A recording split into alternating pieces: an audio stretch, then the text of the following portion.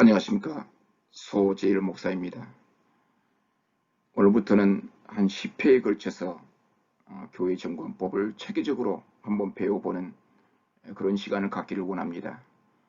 교회 정관이라고 하는 것은 법률적인 행위를 동반하기 때문에 어깨 너머로 배운다거나 관리나 상식적으로 접근해서는 절대로 안 됩니다. 그래서 한 번쯤 교회 정관에 대한 법률적인 개념들을 정확하게 이해하여 교회를 분쟁으로부터 예방하고 교회를 합리적으로 건강하게 운영하는 데 도움이 되었으면 하는 마음으로 교회 정관법 강좌를 인터넷 강의로 개설하게 되었습니다. 많은 독자분들의 격려와 함께 이 강의에 참여하면서 우리 한국교회를 위해서 고민하면서 교회를 어떻게 섬길 것인지 함께 연구하는 그런 시간이 되었으면 좋겠습니다. 저는 20년 동안 박사학위 과정 3개 과정을 마치고 논문을 작성한 바 있습니다. 종신대학교에서 과거에 목회신학 박사원을 개설한 바가 있습니다. 미국 리폼드 신학대학원과 공동학위 과정인 목회학 박사학위 과정이 개설되었었는데, 그때 저는 합리적인 당의 운영이라는 주제로 교회법에 관한 목회학 박사학위 논문을 작성하였습니다. 당시 지도 교수님은 황성철 박사님이셨고 국내 심사위원장은 서철은 박사님이셨습니다. 미국 리폼드 신학대학원의 심사위원장님은 부총장님이셨던 코리 교수님이 오셔서 저 논문을 심사한 바가 있습니다. 칼빈의 종교개혁은 로만 캐토릭과의 부단한 싸움에서 신앙 고백과 교회법이라고 하는 칼과 방패로 로만 캐토릭과 싸웠는데, 칼빈은 로만 캐토릭이 1000년 동안 완성한 교회법 대전을 무시하고 20년 동안에 걸쳐서 제네바 교회법을 완성했습니다. 1541년부터 1561년까지 해서 20여 년 동안 제네바 교회법을 완성하여 로만 카톨릭을 대항했고, 장로의 정치 체계와 교회법을 완성하여 그 교회법이 웨스트민스터 헌법과 미국을 통해서 우리나라에 전해지게 되었습니다. 그래서 우리 모든 한국의 장로교회는 이 칼빈의 신학적 전통과 교회법에 대한 근거에 의해서, 기초에 의해서 우리 한국의 장로교회가 교회법이 작성되어졌던 사실을 우리가 확인할 수가 있습니다. 이어서 저는 칼빈 대학교에서 김유한 박사님께서 지도해 주셔서 한국교회사 PhD 학위를 과정을 마치게 되는데, 그때 제가 작성한 논문이 51인 실험 동지와 자유주의 신학과의 투쟁입니다. 해방 이후 1959년 통합측과 분열되기까지 한국 장로교회 신학적 논쟁과 투쟁이 있었습니다. 자유주의 신학과의 논쟁과 투쟁을 통해서 한국의 장로교회 신학적 입장이 정리되어졌던 역사적인 과거의 그런 신학적인 논의들을 중심으로 PhD 학위 논문을 마치게 되었고요. 그 이후에 한국교회를 섬기기 위해서 교회법과 한국교회사를 통해서 한국교회를 섬길 때에 일반 법학을 전공하지 않고는 이 목적, 한국교회를 섬기는 데 한계가 있을 것으로 예상하여 조선대학교에 진학해서 민법으로 법학 박사학위를 받게 되었는데, 그때 제가 작성한 논문이 교회 정관에 관한 민사법적 연구입니다. 자, 교회 정관이 교회 운영에 얼마나 중요한지는 과거에 우리는 잘 몰랐습니다. 그러나 교회 분쟁이 더욱더 많은 교회들을 파괴시키고 교회 분쟁으로 인하여 교회가 무너지는 그런 현장들을 목격하면서 교회를 건강하게 바르게 이 분쟁을 예방할 수 있는 길은 오로지 어떤 신앙적인 측면도 물론 있겠지만 제도적으로 교회 정관이 너무나 중요하다는 사실을 깨닫고 교회 정관법에 대한 논문을 작성하여 한국교회를 섬기게 되었습니다. 교회 정관법 총칙이라고 하는 저의 저술은 1부와 2부로 구성되어 있는데 1부는 저 박사기 논문이고요. 제 2부에 해당된 내용들은 총신대학교 신학대학원이나 칼빈대학교 신학대학원에서 강의했던 내용들과 각종 목회자 세미나에서 강의했던 내용들의 원고들을 모아서 교회 정관법 총칙을 완성하게 되었습니다. 자, 이러한 여러 가지 학문적인 바탕을 통해서 교회 정관에 대한 내용들을 앞으로 강의하게 될 터인데 함께 동참하셔서 함께 고민하면서 교회를 어떻게 섬길 것인지 함께 토론하고 연구하는 그런 인터넷 강의가 되었으면 좋겠습니다. 자, 그러면 교회 정관이란 도대체 무엇인가? 이 개념부터 먼저 이해해야 될 것 같습니다. 자, 우리나라는 형법, 민법, 상법이 있지 않습니까? 대한민국 헌법이 있고 각종 법령들이 있고 여러 가지 특별법으로 여러 가지 법령들이 있는데 상법과 형법과 민법이라고 하는 법령이 있는데 우리 교회에 적용된 법령은 민법입니다. 민법은 1958년 2월 22일에 제정되고 1960년 1월 1일부터 시행되게 되었는데 이 민법은 우리 교회라고 하는 종교단체에 민법이 적용된다는 점, 그래서 민법에 대한 기본적인 이해를 갖고 있지 아니하면 교회 정관법을 이해할 수 없다는 점을 사전에 인지하고 이 강의를 들어줬으면 좋겠습니다. 교회가 분쟁이 발생되었을 때 법원의 소송으로 이어지겠죠. 법원이 교회 분쟁을 쟁송 대상으로 사법심사 대상으로 삼을 경우 교회 분쟁을 어떠한 판단의 근거, 어떤 판단의 근거를 가지고 접근하냐 했을 때 교회 종교단체인 교회 자치법규인 교회 정관을 근거로 하여 분쟁을 판단하는 것이 대법원의 가장 기본적인 원칙입니다. 그러나 교회 정관이 없다거나 교회 정관에 관련된 분쟁에 관련된 내용이 없을 경우는 이제 교단 헌법을 근거로 하여 민법의 일반 단체 사단법인의 단체법의 원리에 의해서 분쟁을 판단하는 경우가 많습니다. 그래서 우리가 보편적으로 교회 분쟁은 민법에서 규정하고 있는 사단법인의 유추 적용을 하여 교회 분쟁을 판단한다는 점. 그래서 교회가 분쟁이 발생했을 때는 정관으로 해결할 수 없는 부분들은 교단 헌법으로 적용할 때에 바로 민법에서 규정하고 있는 사단법인의 그 원리, 그 내용들, 규정들을 교회에다가 유추 적용하여 교회 분쟁을 판단하기 때문에 민법의 일반적인 원칙들을 잘 이해하고 있어야 합니다. 민법은 단체의 사적 자치를 존중합니다. 민법은 단체의 사적 자치를 존중하는데 우리나라에는 대한민국 헌법 21조에 보면은 집회와 결사의 자유가 있죠. 국민의 기본권으로 단체를 구성할 수 있는 자유가 있습니다. 헌법 20조에는 종교의 자유가 국민의 기본권으로 규정되어 있는데 종교의 자유와 단체를 구성할 수 있는 집회를 가질 수 있는 국민의 기본권이 대한민국 헌법으로 보장되고 있는데 우리가 어떤 단체를 구성할 때에 그 단체의 사적 자치, 단체 스스로가 어떤 규범과 단체 법을 만들어서 규칙을 만들어서 운영할 때 그 자체의 운영의 원칙들을 민법은 존중하고 있다는 것.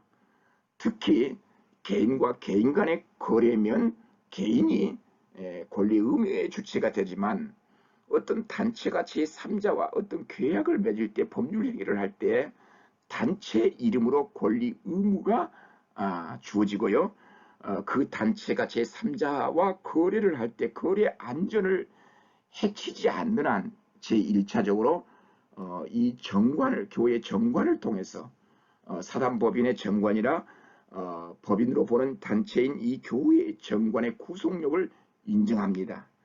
만약에 그 구속력을 인정하고 그것이 없는 경우에는, 정관이 없는 경우에는 보충적으로 민법의 원칙과 민법 규정에 따라 단체의 사원총회 의결에 따라 적용한다라고 하는 대원칙을 우리가 이해해야 됩니다.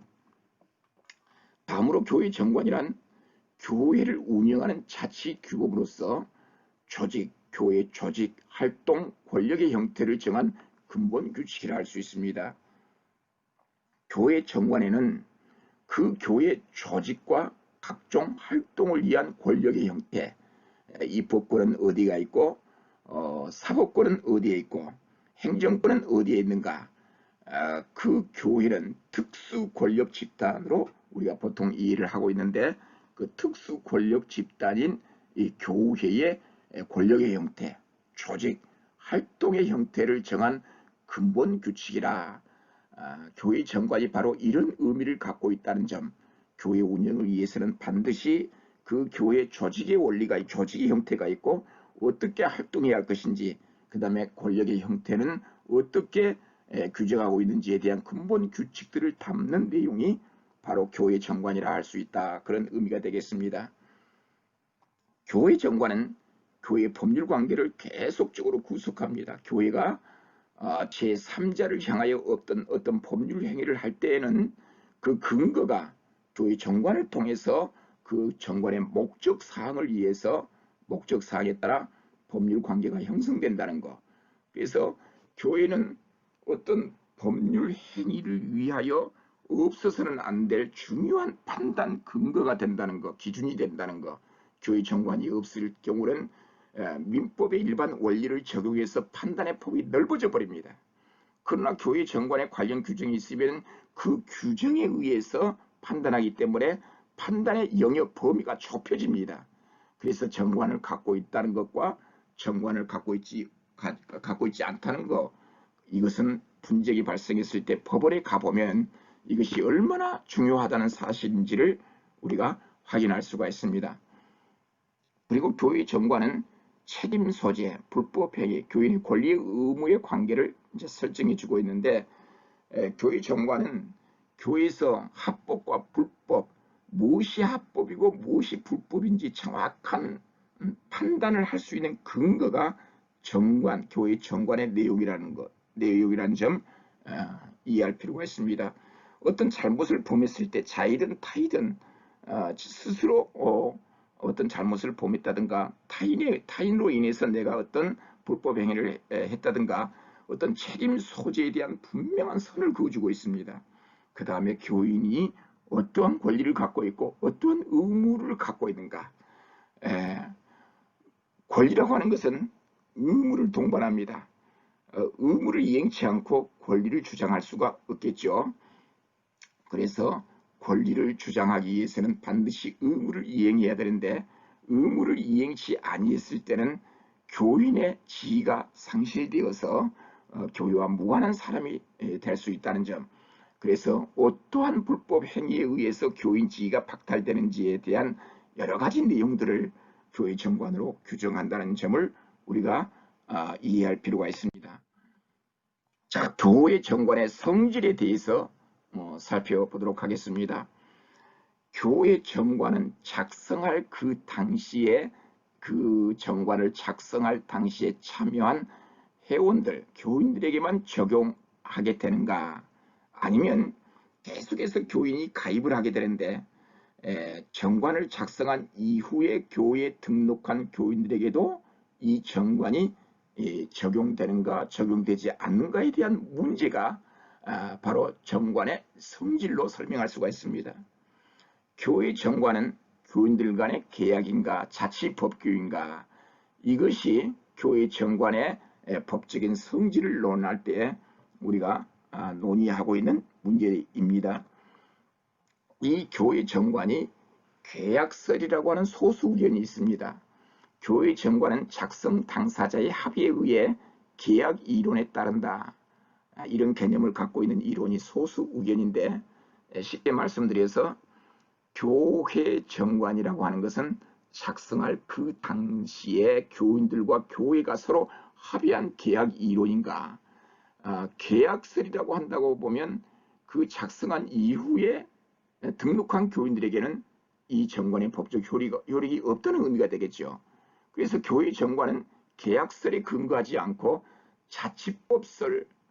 자치법이라고 하는 그런 성질이라고 하는 사실이 다수 의견인데, 정관 작성에 참여한 자들뿐만 아니라 이후 가입한 모든 교인들에게도 이 정관이 구속력이 있다는 것. 정관을 작성했는데 그 작성할 때 참여한 교인들뿐만 아니라 훨씬 그 이후에 교회에 등록한 교인들에게도 과거에 작성된 그 정관이 효력을 미친다는 것, 구속된다는 점. 그래서 나중에 등록된 교인들도 과거에 작성된 그 정관을 지켜야 될 의무가 있다는 것. 나중에 교회에 등록한 교인들에게도 이 정관이 법적으로 적용이 된다는 의미에서 정관은 계약설이 아니라 자치법설이라, 이렇게 우리가 보통 주장하게 됩니다. 교인 자격 취득 후 본인의 의사와 상관없이 계속해서 이 정관은 나중에 등록한 가입한 교인들에게도 구속력이 있다는 점, 이것이 다수 의견으로서 대법원은 이를 인정하고 있습니다. 대법원 판결을 한 부분을 이 부분에서 대법원의 판결을 한번 인용해 보겠습니다. 사단법인의 정관은, 여기서 사단법인은 교회에 적용되는, 교회 유추 적용한다고 했죠. 사단법인의 정관은 이를 작성한 사원뿐만 아니라 그 후에 가입한 사원이나 사단법인의 기관 등도 구속하는 점에 비추어 보면 그 법적 성질은 계약이 아니라 자치법규로 보는 것이 타당하다. 대법원이 이렇게 판단하고 있습니다. 교회라고 하는 것은 둘 이상이 신앙 목적을 위하여 자발적으로 연합한 계속적인 단체이다.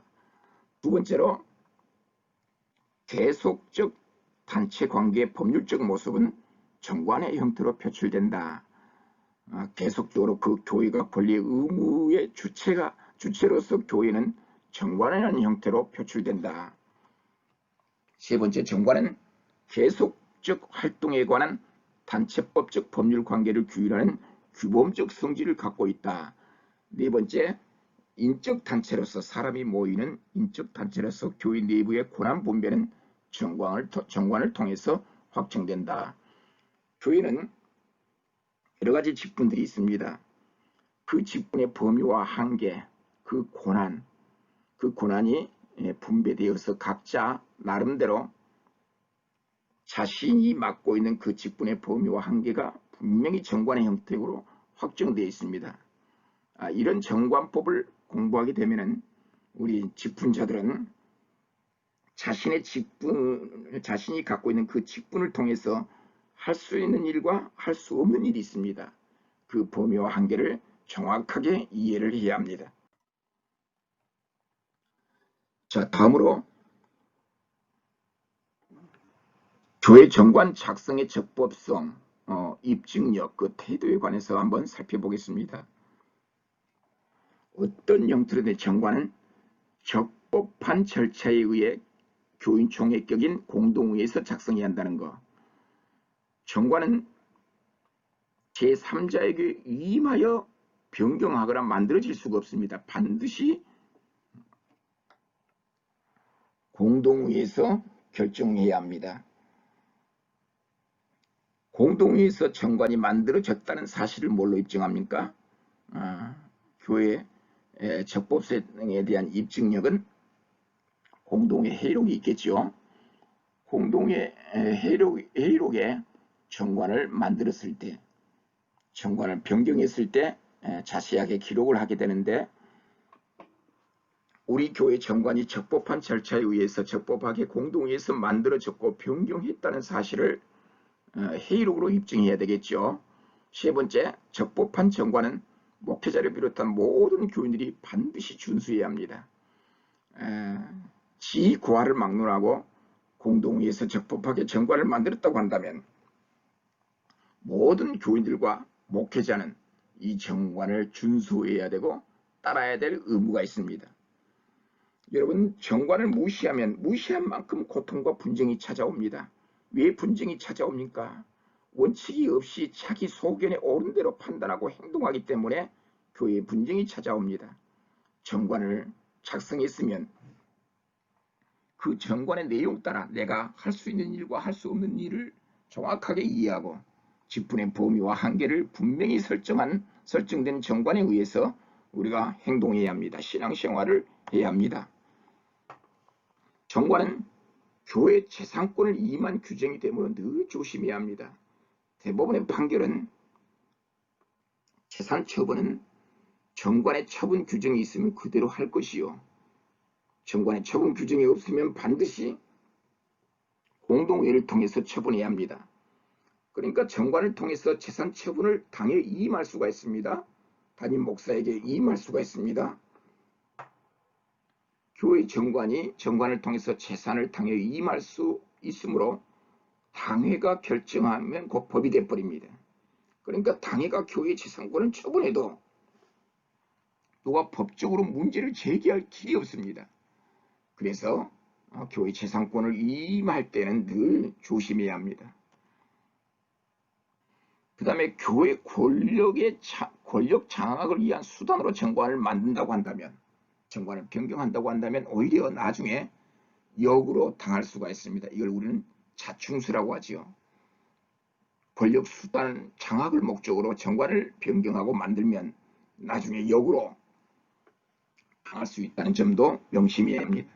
마지막으로 교회 정관을 교단 헌법과 충돌되게 작성하면 교단 내부적으로 신앙생활할 때 참으로 힘들어집니다.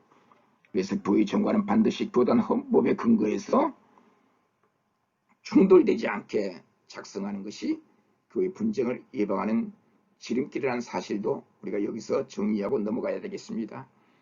자, 오늘은 교회 정관의 정의에 관해서 살펴보았습니다. 정관이란 도대체 어떠한 의미를 가지고 있고 어떠한 법적 근거가 있는가, 어떤 구속력을 갖고 있는가에 관해서 첫 시간에 살펴보았습니다. 다음 시간까지 안녕히 계십시오. 감사합니다.